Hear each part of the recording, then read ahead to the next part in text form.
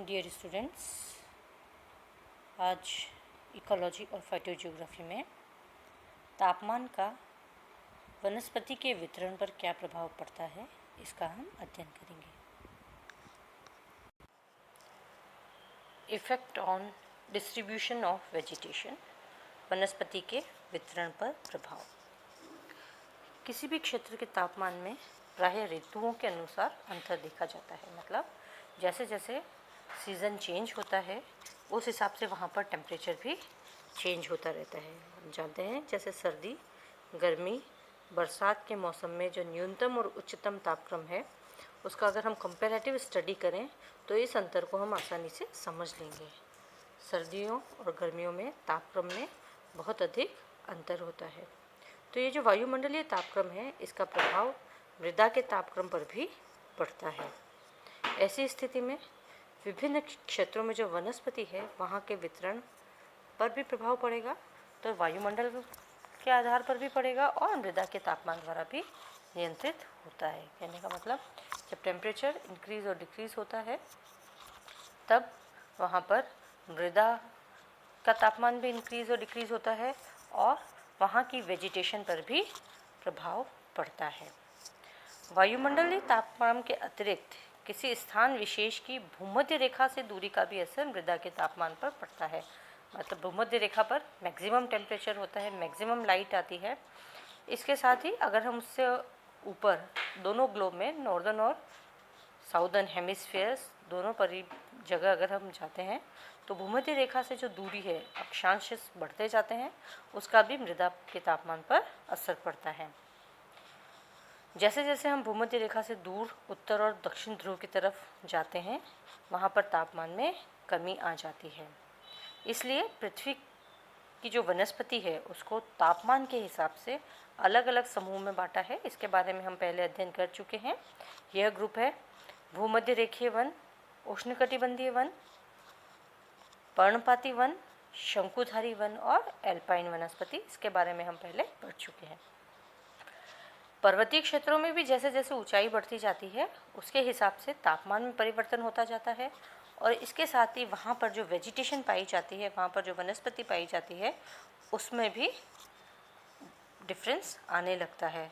तो ऊंचाई बढ़ने के साथ तापमान में कमी आती है और इसी के अनुसार वनस्पति का निर्धारण होता है कि कितनी हाइट पर क्या टेम्परेचर रहता है और वहाँ पे किस तरह की वनस्पति पाई जाएगी। इस डायग्राम में आपको विषुवत रेखा से ध्रुवों की ओर और पर्वतों की विभिन्न ऊंचाइयों पर वनस्पति के स्वरूप को दिखाया गया है। यहाँ से अगर हम शुरू करें ट्रॉपिकल रेन फॉरेस्ट से अगर हम शुरू करते हैं तो यहाँ पे हम मान के चलते हैं कि भूमध्य रेखा है।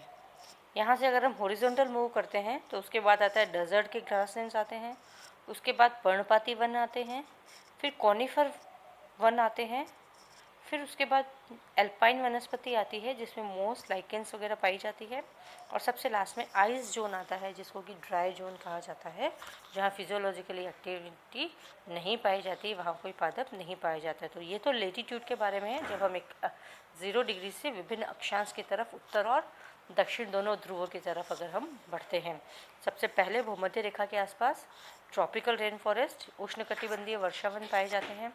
उसके बाद डेजर्ट या ग्रासलैंड आ जाते हैं जहाँ पर सवाना घास वगैरह के मैदान पाए जाते हैं। उसके बाद पर्णपाती वर्षावन आ जाते हैं जिनकी पत्तियाँ एक सीज़न में गिरती है और दूसरे सीज़न में नई पत्तियाँ आती हैं। उसके बाद आते हैं कॉनिफर जो कि शीतोष्ण वन पाए जाते हैं जहाँ पर कॉनिफर ट्रीज़ की बहुतायत पाई जाती है। उसके बाद है मोस या लाइके, एल्पाइन वनस्पति जिसको कहा जाता है। और लास्ट में ऐसा आइस जोन आ जाता है ध्रुवों के ऊपर जहाँ पर कोई भी वनस्पति न के बराबर पाई जाती है।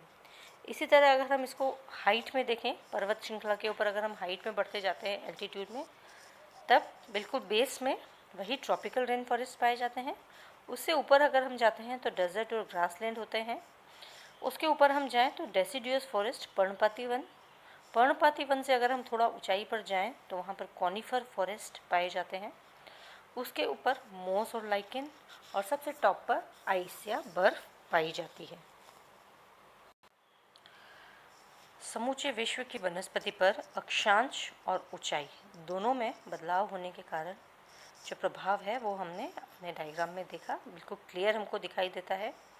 कहने का मतलब है कि वनस्पति प्रकार का गठन अक्षांश और ऊंचाई के अनुसार ही होता है और अक्षांश और ऊंचाई के अनुसार ही तापक्रम में विभिन्नता आती है। यह दोनों कारक जो हैं उसके अतिरिक्त मृदा का रंग, मृदा जल, पौधे की बाह्य आकृति, हवा, बादल और जो स्थलाकृतिक कारक टोपोग्राफिक फैक्टर है इत्यादि भी स्थान विशेष के तापक्रम को अत्यधिक प्रभावित करते हैं।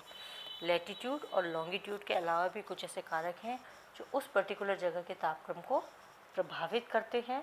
जब तापक्रम होता है तो वायुमंडलीय तापक्रम प्लस मृदा का तापक्रम दोनों प्रभावित होते हैं और वहाँ की वनस्पति किस तरह की होगी यह वह डिसाइड करते हैं। तो ये जो दूसरे फैक्टर्स हैं यह है वहाँ की मृदा का रंग कैसा है, काली मिट्टी है, लाल मिट्टी है, दोमट मिट्टी है, वहाँ मृदा में जल कितना पाया जाता है, वाटर रिटेंशन कैपेसिटी मृदा की कितनी है, पौधे की बाह्य आकृति कैसी है, हवा, बादल और जो दूसरे स्थलाकृतिक आकृतियाँ वहाँ पाई जाती है, झील, नदियाँ, पर्वत, पठार, जो लोकलाइज्ड स्थलाकृतिक आकृति जिसको टोपोग्राफिक फैक्टर्स कहा जाता है इत्यादि भी वहाँ के तापक्रम को प्रभावित करते हैं।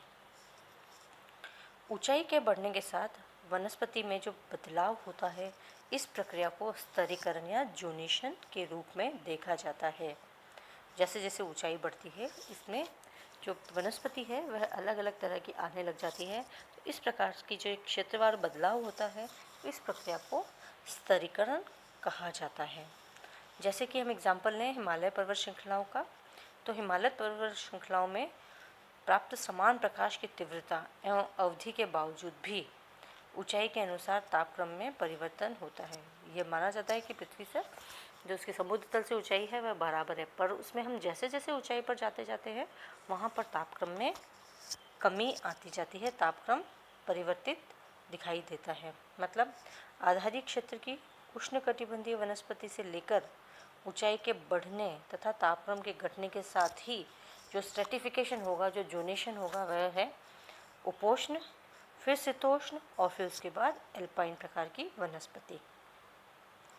वनस्पति के इस जो क्षेत्रों के बीच विशिष्ट सीमा रेखा नहीं पाई जाती, एक ट्रांजिशन फेज होती है। हम ऐसा लाइन नहीं खींच सकते हैं कि यहाँ पर किस तरह से वनस्पति पाई जाती है, हमें कोई लाइन नहीं बना सकते, परंतु हमें कुछ ऊंचाई पर जाने के बाद ये डिफरेंस जो वेजिटेशन का है, ये वनस्पति में जो विभेदन पाया जाता है वो हमको बिल्कुल स्पष्ट नज़र आ जाता है। फिर भी हिमालय जो पर्वत श्रृंखला है उसके निचले चालों जो इलाके हैं उसमें उष्णकटिबंधीय वनस्पति को निरूपित करने वाले जो पादप है वह इस प्रकार है। हिमालय पर्वत की तलहटी में जो उष्णकटिबंधीय टाइप की जो वेजिटेशन पाई जाएगी उसमें जो रिप्रेजेंटेटिव ट्री जो पाया जाता है, जो वृक्ष पाए जाते हैं वो है साल, शोरिया रोबस्टा, यह अधिकतर पाए जाते हैं। इनके बीच में शीशम के वृक्ष भी मिलते हैं। जैसे जैसे ऊंचाई में वृद्धि होती है तो प्रत्येक 1000 मीटर की ऊंचाई बढ़ने के साथ तापमान 7 डिग्री सेंटीग्रेड कम हो जाता है और 1500 मीटर की ऊंचाई वाले पर्वतीय क्षेत्रों में शीतोष्ण वन पाए जाते हैं। इसमें जो वृक्ष की प्रजातियां पाई जाती है वह है पाइनस, क्यूरकस इत्यादि, जो कि कॉनिफर प्लांट्स होते हैं, शंकुधारी वन होते हैं। इसके बाद 3000 मीटर की ऊंचाई पर दूसरी तरह के शंकुधारी वृक्ष होते हैं जिसमें एबिस पिंड्रो, पाइनस वेलिचियाना और सिड्रस देवदारा पाए जाते हैं, देवदार के वृक्ष। पर जैसे जैसे पर्वत श्रृंखला की ऊंचाई बढ़ती है तो शीतोष्ण क्षेत्र के जो शंकुधारी वन हैं उनकी ऊंचाई भी कम होने लगती है। लगभग 4000 मीटर या इससे अधिक ऊंचाई पर वनस्पति झाड़ियों के रूप में पाई जाती है, जैसे रोडोडेंड्रॉन, शाक व घास जैसे सेक्सिफ्रेगा, एनिमोन इत्यादि पाए जाते हैं। यह वहाँ पर बड़े बड़े वृक्ष नहीं पाए जाएंगे, जबकि ये छोटी मोटी घास या शाक, हर्ब्स या ग्रासेस प्रेजेंट रहती है। इसके बाद पहाड़ों में 5000 मीटर की ऊंचाई पर या इससे अधिक पर संपूर्ण भूभाग जो है बर्फ़ से ढका रहता है, क्योंकि यहाँ तापमान 0 डिग्री सेंटीग्रेड या इससे कम होता है। तो इस स्थान पर अगर हम वेजिटेशन को देखते हैं तो कुछ शैवाल, लाइकेन, मॉस की प्रजातियाँ पाई जाती है, जो कि वनस्पति को निरूपित करती है। यह वेजिटेशन के रूप में सिर्फ यही पाया जाता है। तो हिमाचल पर्वत की जो सबसे ऊंची ऊंचाई वाले क्षेत्रों में किसी भी प्रकार की वनस्पति या पेड़ पौधे नहीं पाए जाते हैं। तो ये जो जोनेशन था, इसको हमने हिमाचल की जो है पर्वत श्रृंखला उसके आधार पर एक्सप्लेन किया है। हिमाचल प्रदेश के सबसे तलहटी वाले भाग में उष्णकटिबंधीय वन जो है उसमें जो वृक्ष पाए जाते हैं, वह वृक्ष यहाँ पर पाए जाते हैं। वह उनमें है साल, शोरिया रोबस्टा, और इसके बीच में कभी कभी शीशम के वृक्ष भी पाए जाते हैं। हर 1000 मीटर की ऊंचाई पर जो तापमान है वह 7 डिग्री सेंटीग्रेड कम हो जाता है। तो हिमाचल पर 1500 मीटर की ऊंचाई पर जो वृक्ष पाए जाते हैं वो है पाइनस, रॉक्सबर्गाई और क्यूरकस इनकाना इत्यादि पाए जाते हैं।